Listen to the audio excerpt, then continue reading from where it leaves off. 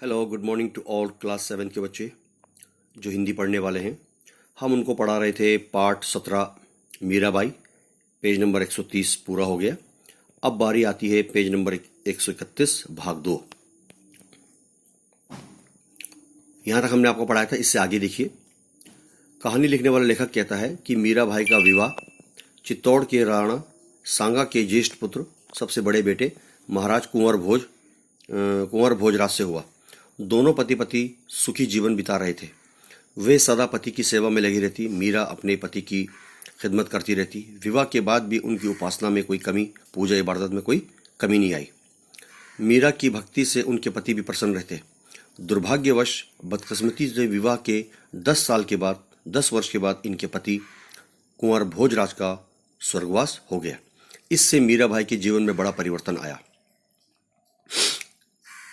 पति की मृत्यु के बाद वे श्री कृष्ण की पूजा और आराधना में और भी लीन रहने लगी। पूजा इबादत में बिजी रहने लगी, मसरूफ रहने लगी। इनकी भक्ति की चर्चा सुनकर दूर दूर के साधु संत इनके दर्शन के लिए आने लगे। मीराबाई के दर्शन के लिए आने लगे। भजन गाते हुए कभी कभी ये भक्ति में भाव विभोर होकर बहुत ही मसरूफ और बिजी उस भक्ति में इबादत में डूब कर नाचने लगती अपने ईश्वर कृष्ण के प्रति। संतों की मंडली भी इनके साथ भक्ति भाव में डूबकर नाचने लगते। मीराबाई के ससुराल वालों को ये बात पसंद नहीं था। मीराबाई की सास और ननद उदा को उनका रहन सहन पहले से ही अच्छा नहीं लगता था। उनका व्यवहार इनको अच्छा नहीं लग रहा था। मीराबाई से वो सब लोग द्वेष रखती थी, उनसे जलन रखती थी, उनसे ईर्ष्या रखती थी।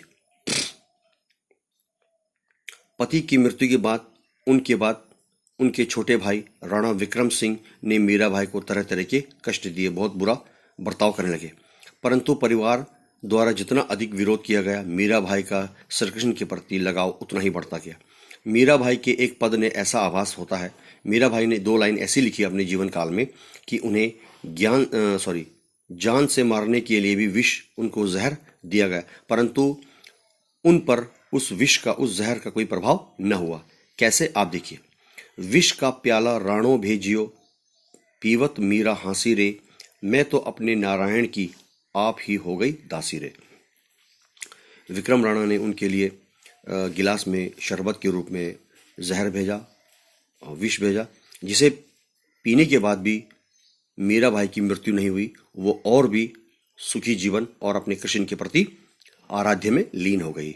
मीराबाई बहुत निर्भीक महिला थी, बहुत साहसी महिला थी। रूढ़िवादी राज परिवार की वधू होने के बावजूद उन्होंने अपनी भक्ति और आदर्शों के लिए गलत परंपराओं को तोड़ा। वे परिवार वालों के दुर्व्यवहार से दुखी होकर वृंदावन और बाद में द्वारिका चली गई। उन्होंने अपना शेष जीवन भक्तों की भांति एक साधु सन्यासी की तरह गुजारा। उनके द्वारिका पहुंचने पर पूरी द्वारिका नगरी भक्ति संगीत से सरोवर हो गई। जब मीराबाई श्री कृष्ण की प्रेम में तल्लीन होकर अपनी रचनाएं गाती, ईश्वर के प्रति आराध्य पूजा इबादत करती, तो संपूर्ण नगरवासी उनके साथ मग्न होकर नाचने गाने लगते। मीरा रोज द्वारिकाधीश के मंदिर जाती, द्वारिकाधीश यानी कि श्री कृष्ण के मंदिर, उनको दर्शन करने। अपने गिरधर गोपाल के प्रति मीरा का प्रेम व भक्ति दिनों दिन बढ़ता गया। अपने जीवन के अंतिम समय तक द्वारिका में ही रही और यहीं उनका देहावसान और दुनिया से चल बसी, वहीं रहकर। इसकी 2 पंक्तियां और प्रसिद्ध है। हे री मैं तो प्रेम दीवानी, मेरो दर्द न जाने कोई, सूली ऊपर सेज हमारी, सावन किस विधि होए। मैं तो अपने ईश्वर के प्रति समर्पण हूँ।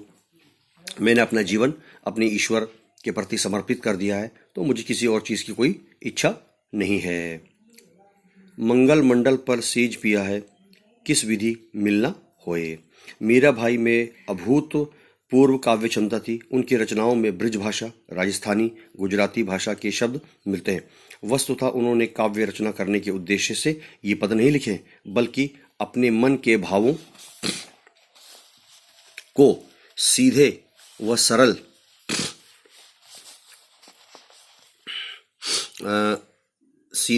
सरल शब्दों में व्यक्त किया है। कहते हैं कि जो बात हृदय से निकलती है वो हृदय पर सीधा प्रभाव डालती है।